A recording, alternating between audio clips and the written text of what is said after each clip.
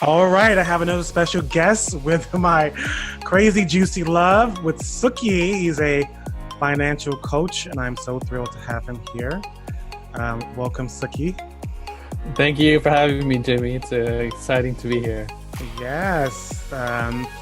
So tell me a little bit about yourself and how you came to about being a financial coach. Like what? Well, I started off as an engineer doing computer programming for a long time, and then eventually transitioned into the financial world where I did compliance and eventually went to the front office to do wealth management. And I worked at the big banks, Citigroup and Goldman Sachs, and it was quite fun. I learned a lot. You learned a lot about people and behavioral finance around different people. Mm-hmm. So ever since 2009, I've been on my own. I've had a real estate business. I had a wealth management business. I was an advisor for a long time as well. Now I do a financial coaching specifically for individuals and companies who want to achieve financial clarity and peace through holistic means, not just through numbers and data, because we all have the tools. We can all use Google, but you still need somebody to take you to that next level. We can always go to that next level. Whatever situation is, no matter how high or low you are financially in terms of dollars and cents, you can always hire somebody to take you to that next level. So that's what I help my clients do. So you said something that was very interesting. You said, how do you implement the holistic way of coaching? Because that's something I think is very sort of new in financial coaching. Like, so how do you implement that in financial coaching? Well, first we get an assessment of clarity of where they are in other areas of their life. So, because usually one area, especially finances, affects every other area. And for example, you coach people on finding the one and developing love relationships. So that area will definitely affect finance. First, I'd be doing a thorough assessment of where they are, and then we'll create a mobile roadmap together to saying, okay, maybe you need to do certain little tips initially, such as writing down what do you spend each day or each week and keeping tabs on that and getting small steps in the beginning so they can see where their money is being spent and then take it from there, depending upon their situation. So I use a holistic approach, not just numbers and data, and I don't sell any products or mutual fund or anything like that. A lot of advisors that they get paid on selling assets to clients. So that's something that I was doing that before, but I realized that's not the model I want to work with. I want to work with the individuals and the companies from a whole approach as a human approach, I like to say. I love that. And what was the moment that you was like, I want to be a coach. I want to coach people. I want to have that personal experience with. I think for me, I made quite extreme sum of money around 2009, 2010, and then eventually lost pretty much every penny that I had to my name almost. Luckily, I had my family, my parents were around, and my sisters were supportive. And I didn't lose my money in the financial markets, trading and investing in that, but my ego got the best of me. Mm-hmm. And I thought I was hot shit, if you will. And I thought I knew what was going on. I could never do anything wrong. And that propelled me to lose everything. And so I realized that money is not just about making decisions. It's all about you getting to know yourself as a human and as a person and be authentic with who you are. And then ever since then, the past 9-10 years, I've been on a journey of self-discovery. So that's something that's been really close to me. And I realized the past, I would say 5-6 years, that a holistic approach is definitely needed, especially with now the wellness revolution slowly taking hold of the US, with yoga becoming popular and mindfulness is becoming more popular as well. Everybody has a mindfulness meditation now for some reason. So I try to integrate those principles and those practices, East meeting West. So.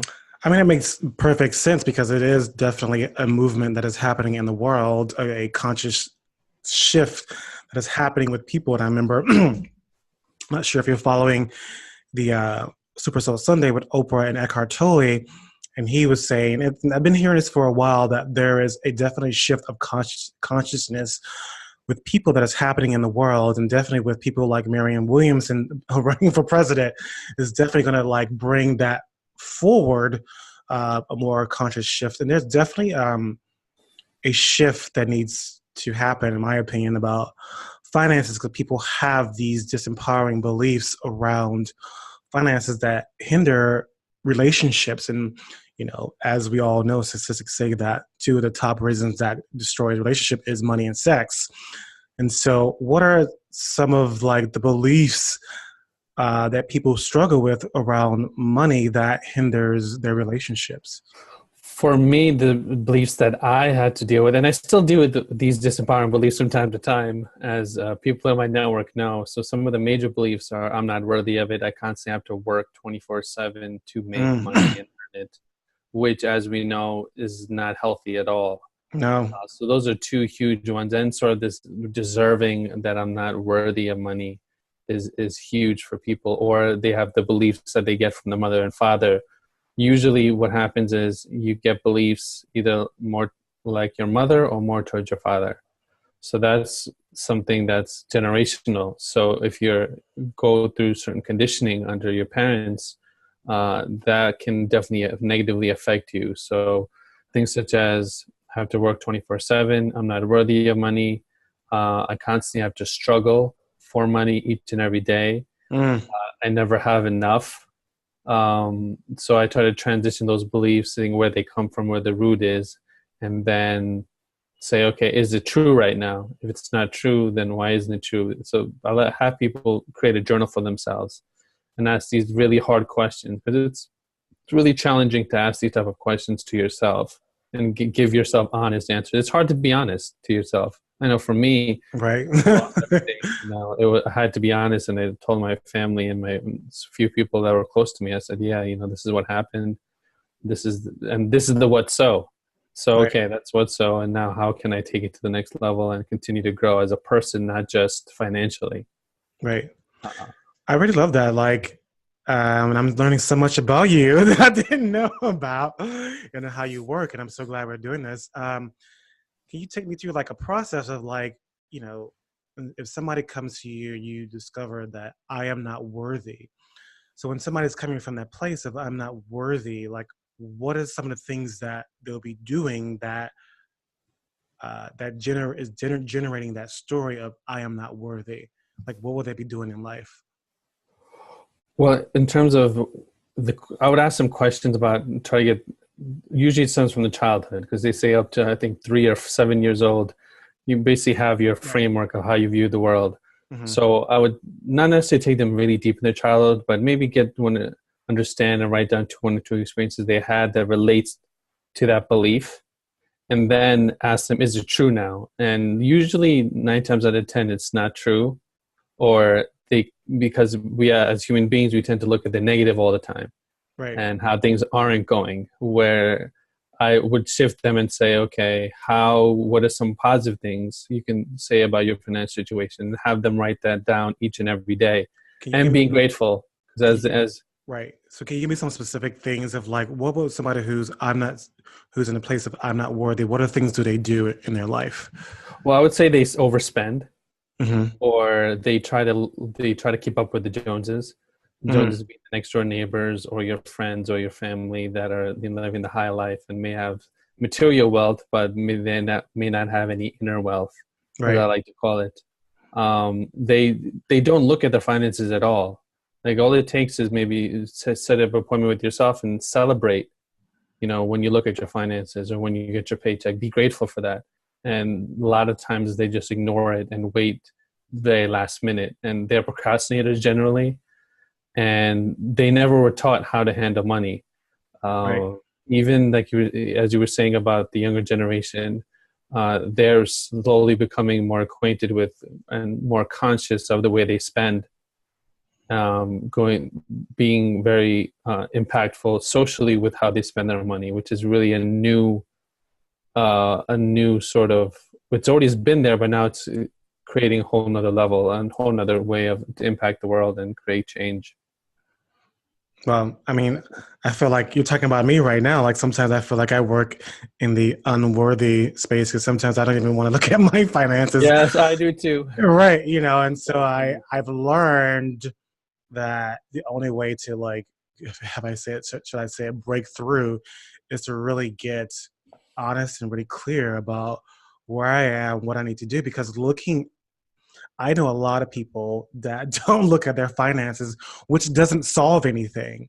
Um, and when you look at reality, then you have power. And I really had, for me, had to look at where did that come from for myself. And it really extended from, I remember when I discovered this, like I was telling my coach that I had an incident with a friend of mine who I didn't look after him, and like these girls that we were talking to at the time when I was my straight days, and so these girls had set us up where I ended up talking shit about him over the phone, and they were like priding me, and then he was my best friend at the time, and we ended up almost having a fist fight in my house. And Oh, wow. I really, uh, I was not looking out for him. And, and I was like, oh my God, I'm really not looking out for myself.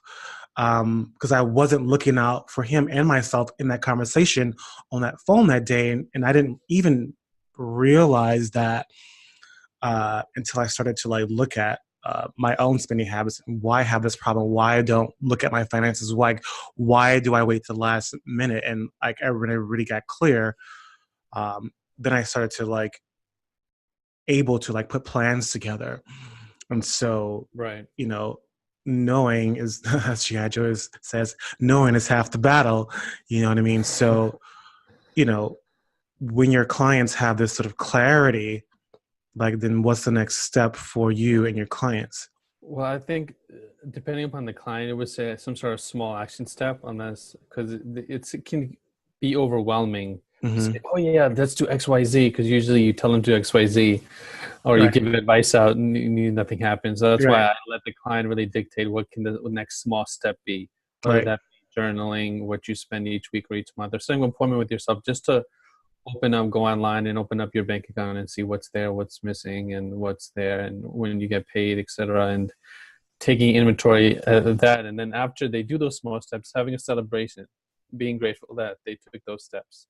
Right. That would be sort of the first few steps, depending upon where you're at in life. So Right. that would be something that's helpful. And now there's another belief, and I'm going to get your take on this, and it comes from a lot of religious backgrounds, like money is the root of all evil. Like, how does that show up in Well, people's? actually, that's a misquote. Oh, it is. What Um, is it? yeah, it says it's money. People say it's money is the root of all evil, but they say the love of money The is the root of love, all evil in the Bible, I believe. I don't know if it's New Testament or Old Testament. I'm not familiar, the but love they of say money. the love of money is the root of all evil. So that's a lot of people misquote that. So if Right. you do an excess where you're constantly obsessive over it, as I was at that stage Oh, for a you while. were. Yeah, so I was constantly Tell me obsessive about that. for a while. Well, I made a lot of money in the markets and during the 2008 2009 you know a meltdown we had, and I was young and I had all this money, so I was like, all right, I was constantly obsessed over it, and I thought of myself very highly, and my ego got the best of me. So Mm, the love, the getting back to the belief about the money is the root of all evil. I think that it really depends on your upbringing and how you condition your mind to become. Because a lot of people use affirmations or some type of other self development tool. There's a lot of tools you can use. You have to try mm, them out and see which one really resonates. Affirmations could be, meditation could be right. one. Or what I started doing recently is record myself saying certain things to myself and then just hear it when I'm Right. walking or when I'm driving or wherever I'm going. So that's helpful because it's one thing for somebody else to say something to you, such as affirmations or meditation, but it's a whole another thing when you hear your voice say it. Mm. They're very can be very powerful. And me being sort of a sensitive guy, if you will, I resonate more towards that way.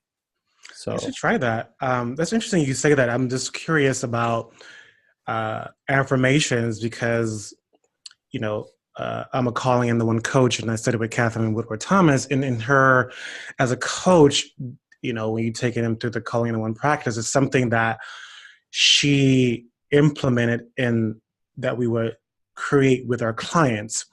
And so I remember, and I'm curious if this is something that you practice or you implement in when you're coaching people with your clients. And so, we would create, she called it the power statements, and basically they're affirmations. So I was coaching a client one day, and I think it was like a fourth session. And she was like, I just quit my job. I don't have any income. She was a single mom. And she said, right now I'm in the place of scarcity. And I was like, okay. I said, well, I can adjust the session around money if that's what you wanted to do.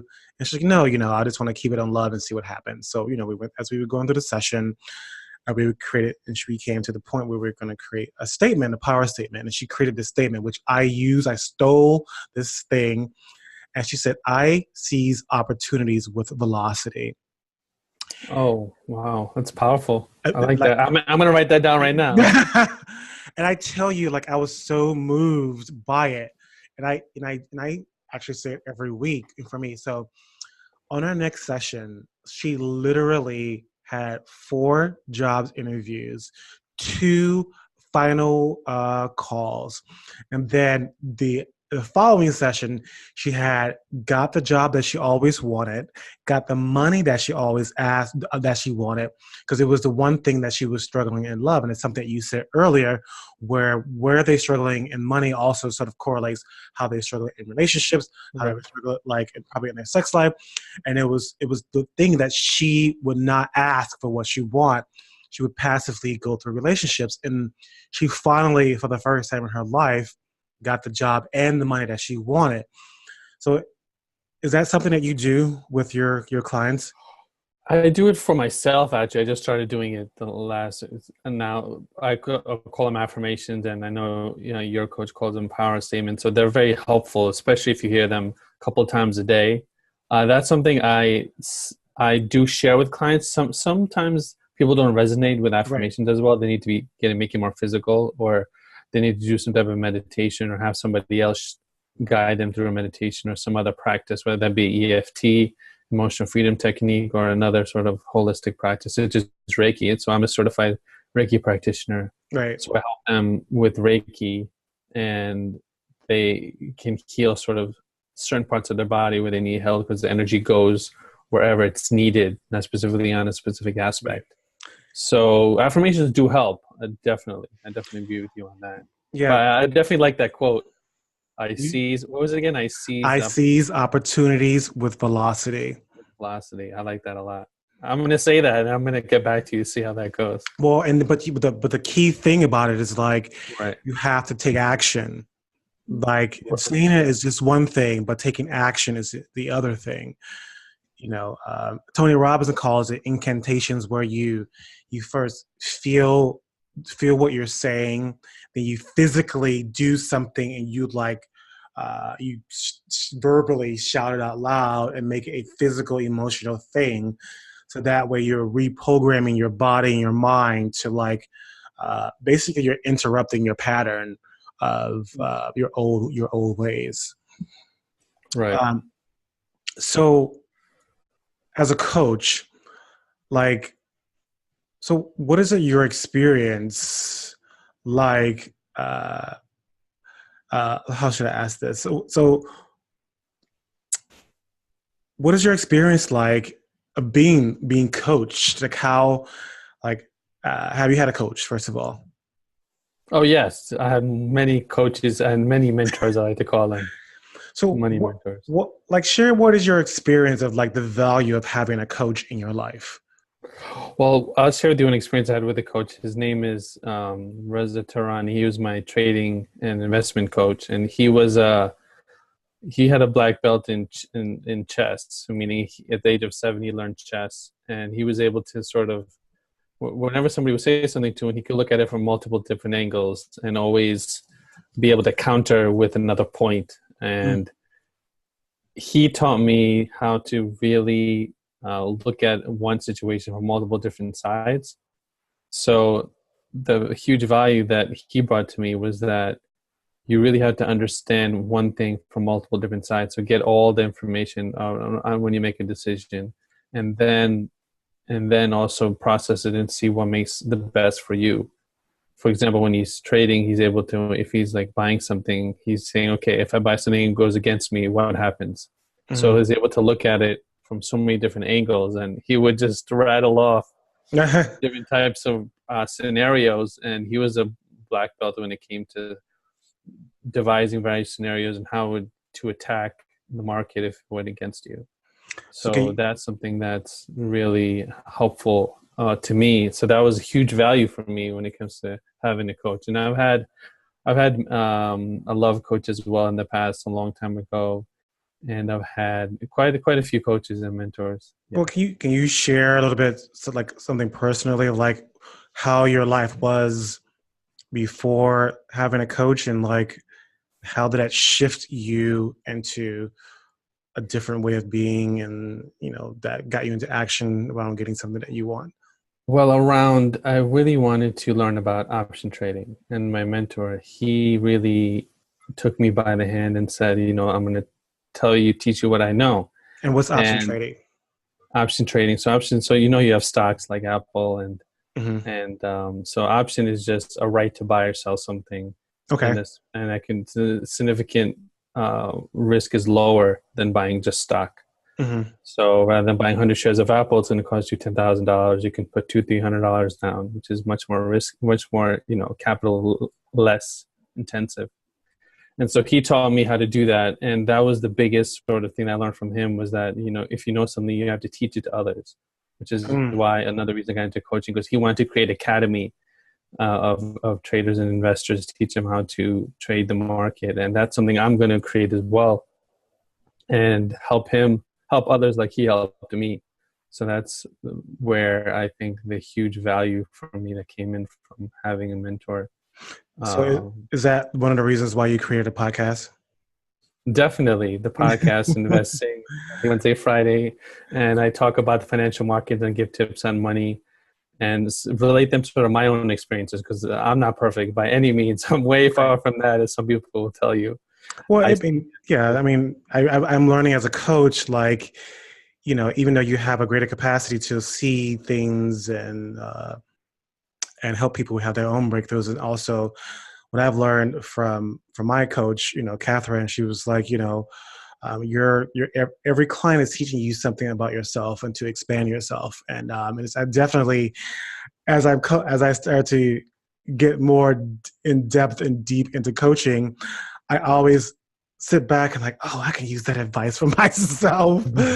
And like, I take it on, if I'm pushing them, I got to push myself, because I have to walk the walk as well. Do you find that you have to walk the walk?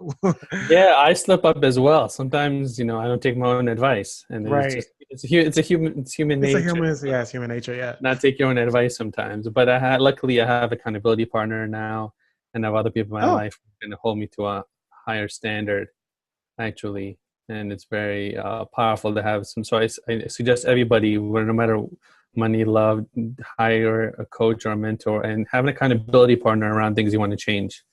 So if you don't change them, you can, there's some type of consequence that you don't like. For example, some people have to donate a charity that they don't like, or some other consequence, which they can make it fun. So. Right. And so as a coach, a financial coach, so you're basically holding them accountable for the things that they're changing financially so they can grow. Yes, that's definitely part of it. If they want to write down, I check in with them if they have to write down certain things weekly or daily, or are they journaling where they need to be. If they have to put certain things in their calendar, depending on the steps, whether it be a digital calendar or paper calendar, I have them really hold them accountable to a high standard, because that's what it's going to take with them to change their lives. Yeah, because they realize that if they do have a change financially, it spreads to other areas of your life, such as love. And relationships. What is some of the pushback that you, or the common pushback that you find your clients always keep pushing them back? The easiest one is, I don't have enough. I'll never have enough. That's sort of a belief that's in there. So I started off literally saving like $1 a week. Like it was really to that extent. And even if you have $1, I say no matter, it doesn't matter the amount of money, it's just how you invest and save it in different buckets. So you have Mhm. necessities, fun and play, investment, etc. So I did like to teach my clients a bucket system that they Right. create for themselves. And that's the biggest pushback I've seen is this: I don't have enough. This will never work. I'm not worthy. So those are and I've gotten into like arguments, Wow. shouting arguments with certain people, saying, "No, you have to do it this way," and actually raise my voice. And it was really, it can get very intense because there's so much of society that doesn't like to talk about money and love and sex as well. Right. Those are the two big things, especially in America. But you go outside of America, sex and money, they're talked about regularly. They're very Why open. So, why is that? Like why is something like money is a big issue? Because it's interesting you say that. I can't remember what coach was this. I was watching somebody on YouTube, and they're basically the coach was saying, if you have money issues, look at your friends, and if they don't talk about money, you need to shift that and start hanging around people who talk about money and how to make money. Because if you're hanging around people who have a disempowering context about money, then therefore you are absorbing that same context. So therefore you're not making money. So how is that something you look at too? Like looking at, okay, you're hanging around people who looking at their inner circle and try to see where they can start to have conversations with different people to order to shift their mind around money, like having conversations about money. well, yeah, they say, I forgot who said it. They say, you make your salary is about the average of the 5 people you spend the most time with. I forgot who said that. Yeah, So that's definitely true. So I definitely look at that, and I definitely go into their own relationship. And most important relationship I think they have is with themselves. right. So that's something that you work on as well as a love coach. So I definitely look at that, and a lot of times there's a few toxic people. I know I've had toxic people in my life Right. who are just I need to just distance myself from them, and I can talk to a certain amount of these people over the phone for a certain period of time, but I can never meet them in person. Right. It's just if I meet them in person, they'll constantly talk about topics that I don't want to talk about. Right. And that's where the challenge comes in is some people like, oh no, it's a family member or it's a close friend I've had for over 10 years. And I've had 10-year relationships where I realized, wait, this person's constantly complaining. I need to distance myself from them. So it's a challenge. It can be very challenging because people want to be nice. They want to make they feel comfortable in the comfort zone because they hear from these people that aren't helping them and helping them grow as a person, as a human. So it can be very challenging for It them. is very challenging. Like, but what is the real impact of keeping these toxic people in your life?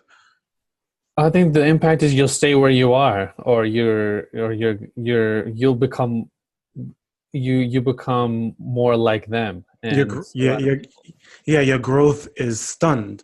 yes, you are who the company you keep. I think somebody said that Right. as well. Yes. So I want to be around people who are growing and going to workshops or reading different books. For example, you and I have talked, and you shared with me a bunch of podcasts that I'll listen to eventually, even though it takes me some time to, but I get around to a lot of the stuff you share with me, some podcasts and everything. So I want to be around people that are going to push me Yeah, and I do push you. push my, yes, and who gonna who gonna help me break my barriers, if you will. So, yeah. Well, I will say this, I definitely have seen your growth and you getting on your way, and like just like it just makes me happy to see uh, you and your growth and you just being a financial coach, and like just you know it's been amazing to see your journey, and that brings me Thank you. that Yeah, it's been that's quite wide. you know that's why I love coaching, just to see people's growth, and it makes me happy and gets me very emotional, and I think I haven't know if I haven't told you about this person yet, but her name is Sunny Lenarduzzi. Like, you have to watch her. She's on YouTube. Amazing. As you grow in your business, she has just some amazing free stuff of how to grow your platform. So anyway, um, what are some of misconceptions about having a financial coach? But I think for someone to really, especially around money, money is a very sensitive subject, like to admit that I need help to have a financial coach. Like, what are the benefits of having a financial coach? I think the three main benefits are: number one, accountability around what you say, what you're going to do around your finances and the changes you're going to make. And the second one is pushing you to take action and to have that conversation, because a lot of people don't want to have the conversation, and they'll go years. I know I went for years without having that important conversation, and that conversation has to do with myself. Mm-hmm. So first and foremost, they have to acknowledge that they need help, or they want to take it to the next level. So a lot of people are doing okay, but they just want to take it to the next level. So I think the third benefit would be basically creating that structure and framework around somebody, around that specific area, around finances. For example, you have your own framework and structure depending upon the client you work with. And for me, I do the same thing and create a framework for that specific client, whether it's they're taking small steps, or they're starting out with very little, or they have a lot, they want to take it to the next level. So those are the three sort of practical benefits of hiring a financial coach, or any coach for that matter. Yeah, any coach.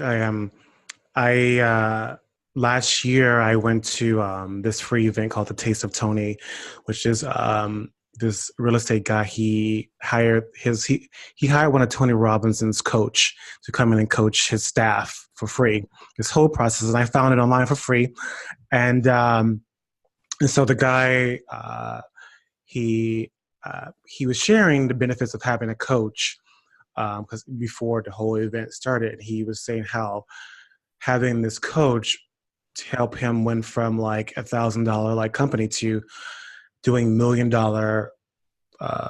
leasings or businesses for real estate. And I recently had a meeting with him, and he's so great. And we ended up talking about business, and he, really gave me some advice. He was like, passion and standards will go a long way. Always set your standards, always have your passion, and he really gave me just took me in under his wing, and just really provided me with these tools of things that for free of how to really keep growing my business. So, but anyway, my point was about the Tony Robbins thing. I had a friend of mine who spent $10,000 to go to Tony Robbins' master business course. Oh, wow. Right.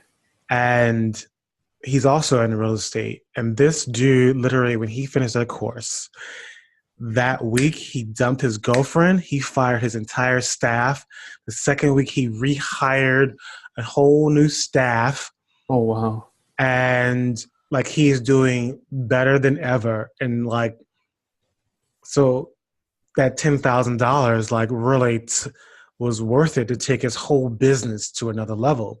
Right. I think that people don't see or know the value of how a coach can take that is worth the money, even if it's $10,000. It's once your business starts to take off, once your finances start to change, once your love life starts to change, then that payment was worth it all. Definitely. I couldn't agree more. I definitely think that people underestimate the value of coaching and having a mentor, whether that even a $10,000 coach or $1,000 coach, or you just have single sessions or whatever the sessions you have with that person. You also need to find somebody that really vibes with your personality. Right. Some people want to work with me, and I had to say no because our personalities didn't match. Right. It wouldn't be a good fit. So talk about it. How would you recommend finding a coach? What do people need to look for in finding a coach? Well, I think the best way to find a coach is through your own network and referrals, and then sit down with them either in person or virtually or over the phone. That would be sort of the best way, and see, and I have a list of questions you ask them, such as, what is your background?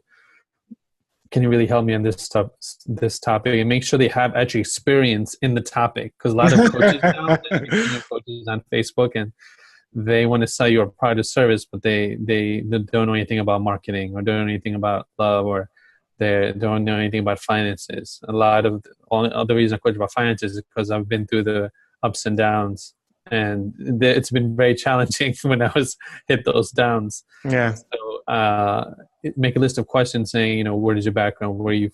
Can you help me with this specific topic? And what have your results been? Because a lot of people, especially online now, are touting fancy sales pages that look beautiful and have great copy, and they sell your product or service, and it's like $2,000. But essentially, what they did is the product or service is ripping off somebody else's, and they just changed it to make it fit this industry. So that's something that people need to watch out for, and just get a handle and get a good feeling. Because usually the intuition, if you speak to somebody once or twice, you get a good intuition, especially if you ask them the right questions. And what would have you say yes to taking on a client? Because I know also too, we were recommended too, like you're interviewing the client much as they're interviewing you. It's like you can't take on everybody, because you have to assess whether this person, at least as a love and relationship coach, you have to assess, does this person need therapy, or do they need, or they are capable of having coaching? So what are some things you look for to say yes to having a client? Well, I think the main thing is compatibility. So we're building a relationship, with love. We're building a relationship with this other person. So they have to, I need to figure out sort of their best learning style. A lot of people don't know the way they learn. For me, I like to visually see things. I'm a visual person generally, or an audio person. So I like to see things and hear them as well multiple times to get an understanding of them. So for certain people, they have other modalities that maybe I'm not as familiar with, that maybe I'm not the right fit for. Right. So they have to be open. They have to be open to coaching. That's the first thing. And there's nothing, people have this misnomer that something's wrong with them if they have a coach. No, you just need some help, as everybody needs help, because nobody, no matter who you are in this world, no matter who you are, nobody ever does it alone. It just doesn't work like that. Self-made millionaire is just not. It's not reality. Everyone has help from others, from family, from whomever they come across. Right, and that's so beautiful what you're saying, because that also stops a lot of people in getting out of debt, getting out of financial burden. You can't do it alone, and people have, I don't know, there's this mentality like, I'm going to do it all myself. But even in that mentality, somebody's helping you get to that point. Yeah. And that's so wonderful. I'm glad you brought that up. And thank you. So what are some quick tips that people can do to start to shift their finances? Well, I mentioned one of them already, just to keep track, whether it be on your phone or in a notepad, keep track of where you're spending your money. And then and then just check your bank account once a week, or set up an appointment with yourself to do that.